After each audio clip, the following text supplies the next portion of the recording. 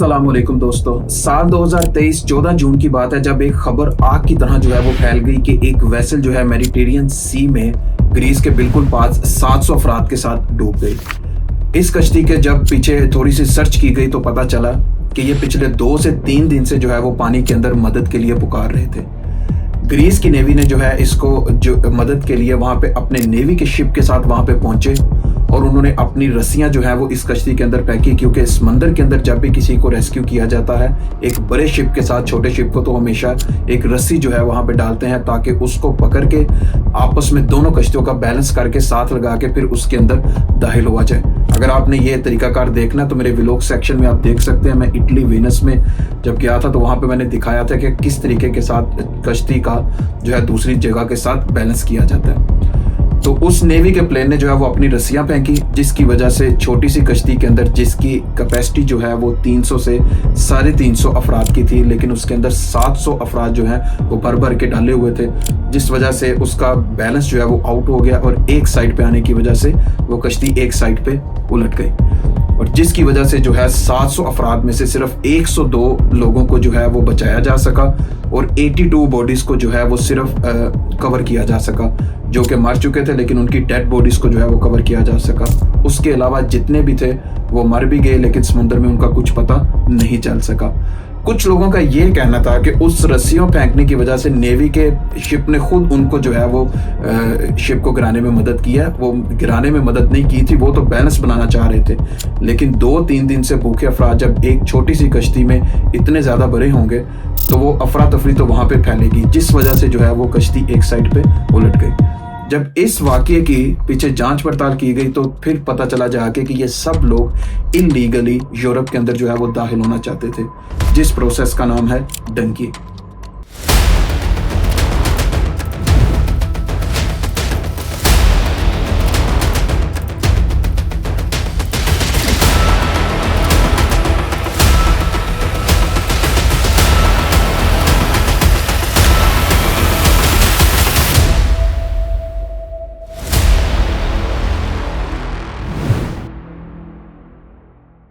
जी तो दोस्तों, आज की वीडियो जो है वो डंकी के हवाले से है। आज मैं आपको सारी डंकी की इंफॉर्मेशन दूंगा कि ये किन किन कंट्री से किन कंट्री तक सफ़र करते हैं, क्यों करते हैं और इसकी वजह क्या है, इनको रास्ते में क्या मुश्किलात आती हैं और आगे जाके जब एक कंट्री में ये पहुंच जाते हैं, कामयाब हो जाते हैं, तो वहाँ पे जाके इनको क्या क्या मुश्किलात आती हैं।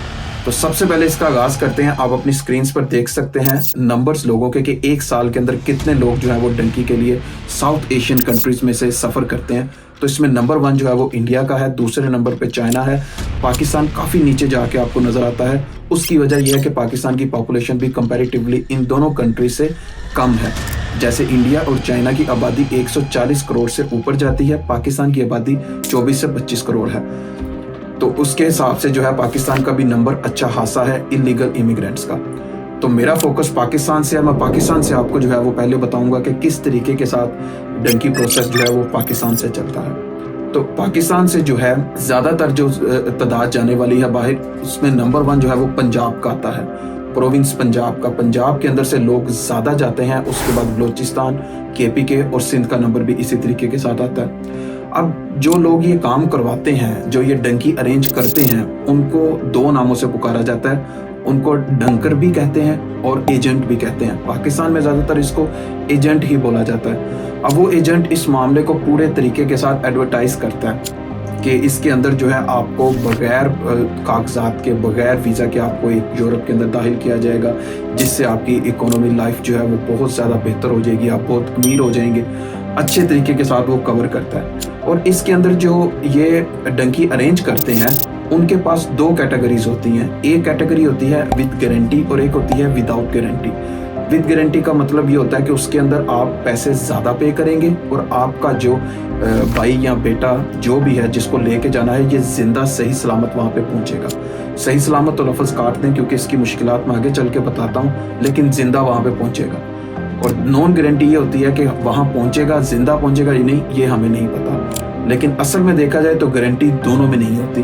गारंटी दोनों में नहीं होती क्योंकि इसमें मुश्किलात बहुत ज़्यादा होती हैं। अब पाकिस्तान में मेजॉरिटी जो है 80 to 90% जो डंकीज हैं वो यूरोप की कंट्रीज में जाती हैं। इसमें बहुत कम तादाद है, 10 to 12% तादाद है जो अमेरिका की तरफ जाती है, अदरवाइज ज़्यादा जो है वो यूरोप की तरफ जाते हैं। अब यूरोप के अंदर जाने के लिए इनके पास दो रास्ते हैं जो पाकिस्तान से ये अरेंज करते हैं अपना। सबसे पहले जाते हैं बलूचिस्तान चमन बॉर्डर पे, वहाँ से ये क्रॉस करते हैं ईरान, और ईरान बॉर्डर क्रॉस करने के लिए सबका वीज़ा लगवाया जाता है। जैसा कि आप जानते होंगे कि ईरान में ज़ियारतें करने के लिए पाकिस्तान से लोगों की बहुत बड़ी तादाद जाती है, तो वो ज़ियारतों का बोल के वीज़ा लगवा लेते हैं, ईरान में लीगली तौर पर एंटर होते हैं। आगे ईरान से फिर सफ़र करते हुए ईरान का बॉर्डर जब तुर्की से क्रॉस करते हैं तो ये एक बहुत मुश्किल और एक बहुत बड़ी जॉब है, जिसके अंदर बाज़-औक़ात एक टैक्सी के अंदर, एक छोटी सी कार के अंदर 10-12 लोगों को जो है दबा दबा के भर भर के डाला जाता है। कभी किसी कंटेनर के अंदर इनको डाला जाता है जहाँ पे एक छोटा सा सुराख होता है। हिस्ट्री में हमें ये मामलात भी देखने में आए हैं, इंसिडेंट इस तरह के भी, कि लोग कंटेनर के अंदर सांस ना लेने की वजह से जो है दम घुटने की वजह से मारे गए। और आगे जाके जो है बहुत ज़्यादा इनको पैदल भी चलना पड़ता है, बहुत से माउंटेन्स हैं जो इनको पैदल क्रॉस करने पड़ते हैं। और रास्ते में थकावट के साथ साथ, खाने पीने के साथ साथ इनको किडनैपर्स का भी बहुत बड़ा थ्रेट होता है कि अगर किडनैपर्स इनको पकड़ लें तो वो फिर एक पैसों की डिमांड करते हैं इनके एजेंट से। और हिस्ट्री में ये भी देखा गया है कि वो वीडियोस बना के भी बेचते हैं, उनको तकलीफ पहुंचाते हैं, अच्छा खासा जो है मारते हैं ताकि उनके घर वाले या एजेंट जो है वो जल्दी से उनको पैसे दें और वो उनको छोड़ दें। आगे से जो है ईरान से ये चलते हुए अपना तुर्की के अंदर जाते हैं। तुर्की से जो है यूनान के अंदर जाने के लिए, जो कि ग्रीस कंट्री है, वो उसमें जाने के लिए एक छोटी सी एक नहर है, और एक जो है छोटी सी तो नहीं लेकिन एरिया इतना बड़ा नहीं है, यानी पीछे से जितना सफ़र करके आ चुके होते हैं उस हिसाब से अगला सफ़र बहुत कम है। तो एक नहर क्रॉस करके इन्होंने ग्रीस के अंदर दाखिल होना होता है। ग्रीस के अंदर दाखिल ये वहाँ से हो जाते हैं। ग्रीस के अंदर दाखिल होने के बाद जो असल ख़तरा इनके सर पे होता है वो होता है इटली जाने का। जो ज़्यादा नुकसान होता पाकिस्तान से ग्रीस वाली डंकी में भी है, लेकिन कंपैरेटिवली जब इटली जाते हैं तो उसके अंदर चांसेस बहुत ज़्यादा जो है जान जाने के जो है ना भर जाते हैं, क्योंकि इटली जाने के लिए इनको कम से कम 3 से 4 दिन का पानी के अंदर सफ़र करना पड़ता है। और पानी के अंदर सफ़र क्या होता है, एजेंट की ये कमिटमेंट होती है कि मैं आपको इटली के एरिया के अंदर दाखिल करते साथ मैं छोड़ दूंगा। और जो वो वेसल या छोटी कश्ती होती है उसकी कैपेसिटी से ज़्यादा लोगों को बिठाया जाता है, फ्यूल उसमें उतना ही डाला जाता है कि ये यहाँ तक पहुँच जाए। जैसे वो वहाँ तक पहुँच जाती है वो खुद बहुत बंद हो जाती है। अब इन्होंने वहाँ पे समंदर के अंदर जो है ना एक मदद के लिए पुकारना होता है। फिर जो नेक्स्ट कंट्री है उसकी नेवी के और यूनाइटेड नेशंस के जो यूरोपीय यूनियन के जो लोग हैं वो वहाँ पे इनको देखेंगे और इनको जो है वो रेस्क्यू करेंगे। तो उसके लिए अब 1 दिन लगे, 2 दिन लगे या 3 दिन लगे, वो आप इन लोगों की किस्मत पे डिपेंड करता है, लेकिन मिनिमम 2 दिन लाजमी लगते हैं। 2 दिन से पहले रेस्क्यू नहीं किया जाता। उस वक्त तक इन्होंने समंदर के बिल्कुल दरमियान में ही रहना है, जो कि अगर एक आम इंसान इमेजिन भी करके देखे, अगर आपने समंदर देखा है, मैंने तो समंदर जाके देखा है, यूनान में भी देखा है, मैंने इटली का भी देखा है, और रात के वक्त अगर आप वहाँ पे दरमियान में छोटी सी बोट के ऊपर है और चारों तरफ पानी है और आप वहाँ पे मौजूद हैं, तो ये काफ़ी ज़्यादा जो है ना ये खौफनाक मंजर होता है। तो उसके बाद जो है ना ये इटली के अंदर दाखिल होते हैं। अब इटली के अंदर दाखिल होने के बाद आगे फ्रांस का सफ़र भी पानी के थ्रू ही होता है, अगर आपने फ्रांस जाना है तो।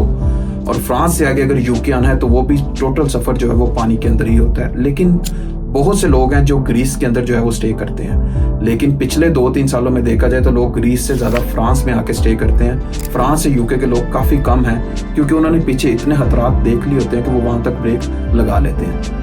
तो ये है पाकिस्तान से जो है यहाँ के यूके का, फ्रांस का, इटली का और ग्रीस का जो है ना सफ़र। दूसरा इटली जाने का तरीका ये होता है, पाकिस्तान से वीज़ा लगवा के ये लीबिया लेके आते हैं बिल्कुल इलीगल तरीके के साथ, और लीबिया से सिर्फ पानी का रास्ता होता है जो कि 7-8 दिन का रास्ता होता है। वहाँ से फिर ये इटली के अंदर दाखिल होते हैं। और जो वीडियो के स्टार्ट में मैंने आपको कश्ती बताई वो लीबिया से ही निकली हुई थी और सीधा जा रही थी इटली में, और ग्रीस के एरिया के अंदर जो है उसका फ्यूल ख़त्म हो गया और वहाँ पे वो रुक गई, और जिसकी वजह से जो है बाद में ये इतना बड़ा हादसा भी हो गया। तो ये 2 तरीके हैं डंकी के, जो कि पाकिस्तान से जो है यूरोपियन कंट्रीज़ के लिए लगाई जाती है।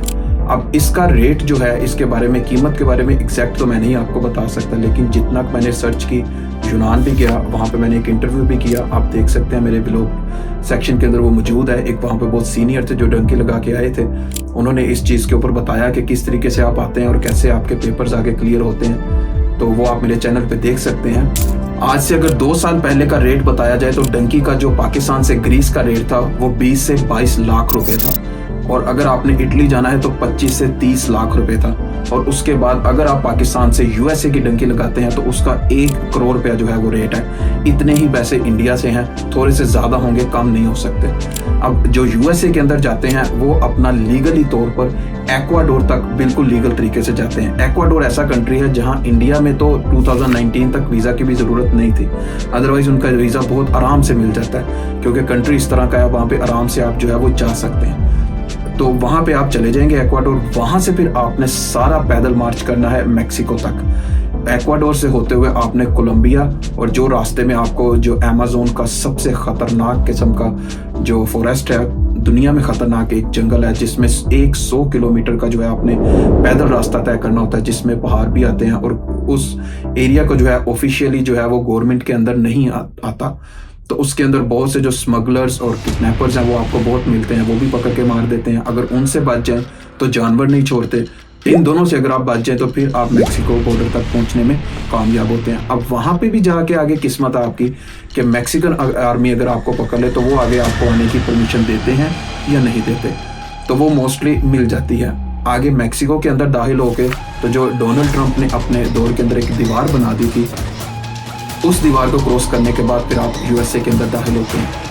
अब उस दीवार को भी क्रॉस करना जो है वो एक बहुत बड़ा चैलेंज है। पिछली 2022 से 23 की रिपोर्ट को देखा जाए तो 600 से 700 अफराद जो है सिर्फ ब्राज़ील बॉर्डर के एरिया के अंदर जो है वो मारे जा चुके हैं, क्योंकि बॉर्डर के जो एरिया हैं ये बहुत ख़तरनाक होते हैं, जहाँ पे आपको पैदल बहुत ज़्यादा चलना पड़ेगा, स्पेशली जब आप इलीगल जा रहे हैं, और जहाँ पे आपके पास खाना भी नहीं होगा। किसी भी जानवर का आना, किसी भी ऐसे इंसान का आ जाना जो आपको पकड़ के नुकसान पहुँचा सकता है, तो इस तरह के जो खतरात हैं वो आपके साथ हमेशा रहते हैं।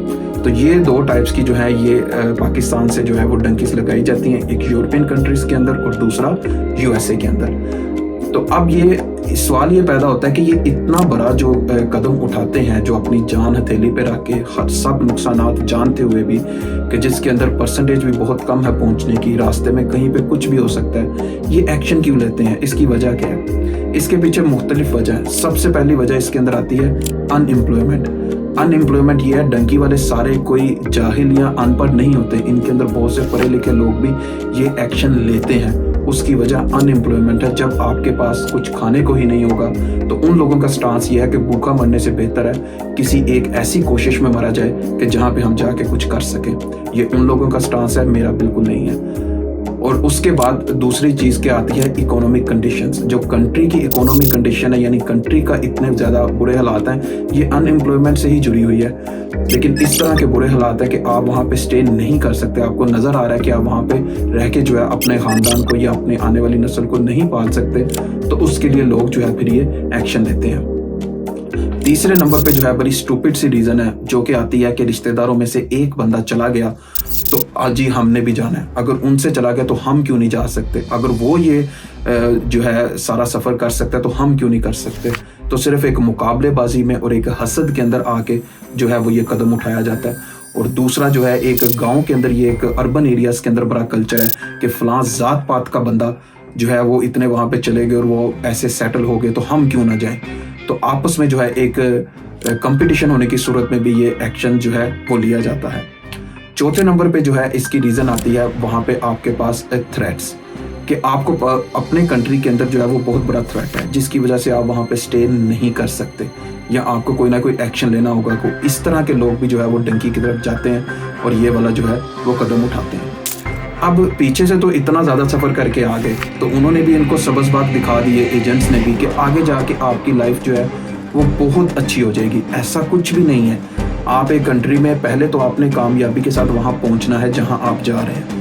पहले तो मैंने आपको उसके थोड़े से मैंने आपको मुश्किलात बता दी हैं कि आपको रास्ते में आप कुछ भी हो सकता है, कहीं भी आपकी जान जो है वो जा सकती है। आपकी जान बच गई खुशकिस्मती से, आप जो है अगले कंट्री पहुँच गए। अब आगे जाके आपके पास क्या है? सबसे पहले आपको जो है वहाँ पे यूरोपियन यूनियन वाले जो हैं वो आपको पकड़ेंगे।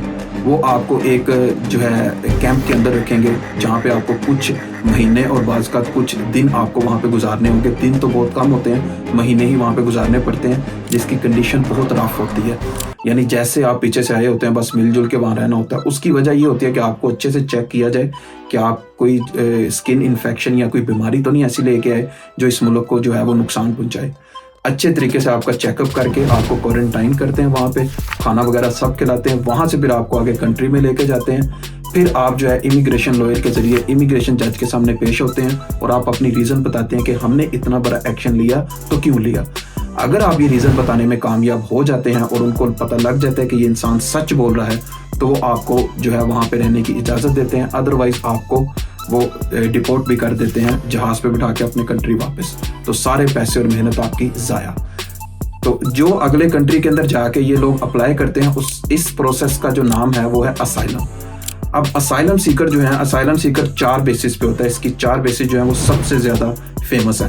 पहली जो मैं आपको पहले भी डिस्कस कर चुका हूँ, बस असाइलम के अंदर मैं आपको बता दूं कि असाइलम के अंदर एक ये है आपको थ्रेट है आपके कंट्री के अंदर।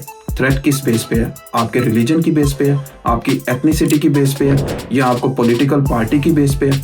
किसी चीज़ की बेस पे आपको थ्रेट है कि आप वहाँ पे जिंदा नहीं रह सकते, तो आप जो है वो बाहर को मूव करते हैं।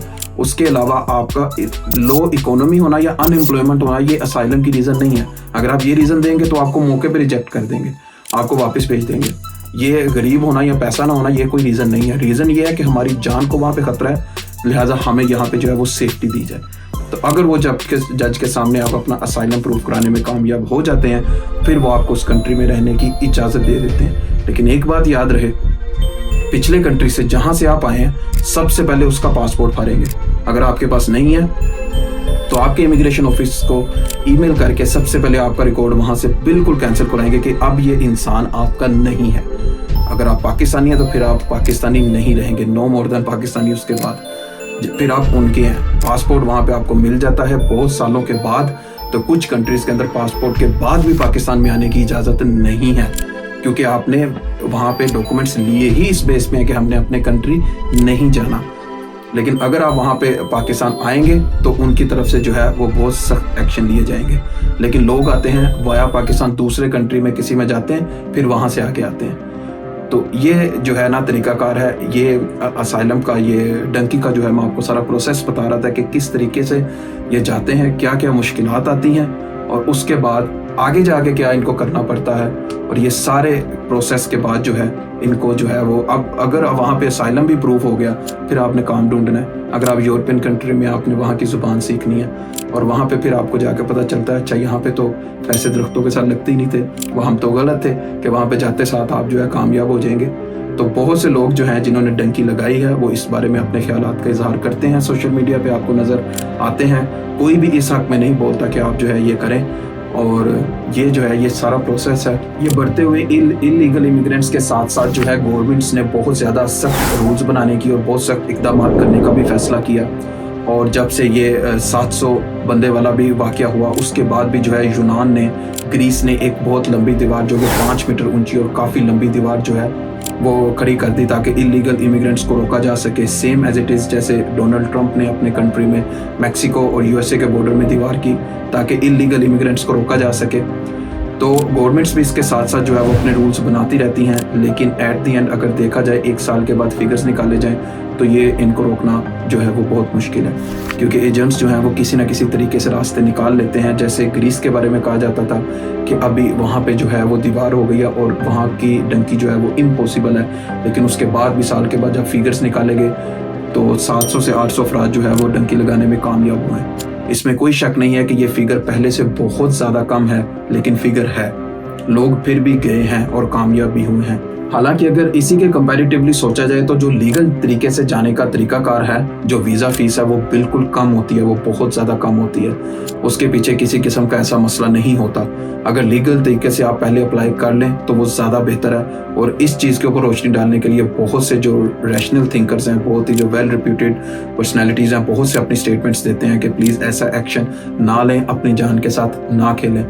और इसके साथ साथ जो है अभी हाल ही में एक इंडियन एक्टर शाहरुख खान और बोमन ईरानी ने एक मूवी भी बनाई थी डंकी के हवाले से, जिसके अंदर उन्होंने बहुत ओपनली बताया कि डंकी जो है वो किस तरीके के साथ किन किन मुश्किलात का सामना करना पड़ता है।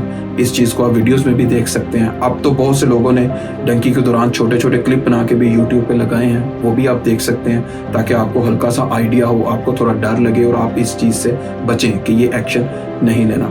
तो सोचा कि इस वीडियो के साथ साथ जो है मैं भी आपको अपनी कवरेज दूं कि मैंने क्या देखा, क्योंकि इन कंट्रीज़ को मैंने भी विजिट किया है। और जब मैं ग्रीस में गया था तो मैंने अपने व्लॉग में बताया था कि मुझे लग रहा था वहाँ पे कि शायद मैं अकेला ही हूँ जो लीगल तरीके से यहाँ पे आया हूँ, नहीं तो वहाँ पे तमाम मुझे इलीगल इमिग्रेंट्स ही मिले। डेफिनेटली वहाँ पे लीगल होंगे लेकिन मुझे नहीं मिल सके। अब कुछ दिन में मैं सबको तो नहीं मिल सकता था, तो इसलिए जो है मैंने अपने ख्यालात का इज़हार किया। आप इसके बारे में क्या सोचते हैं कमेंट सेक्शन में लास्ट में बताइएगा। और अगर वीडियो अच्छी लगी हो तो लाइक एंड सब्सक्राइब करना मत भूलिएगा। तब तक के लिए इजाज़त दीजिए। अल्लाह हाफिज़।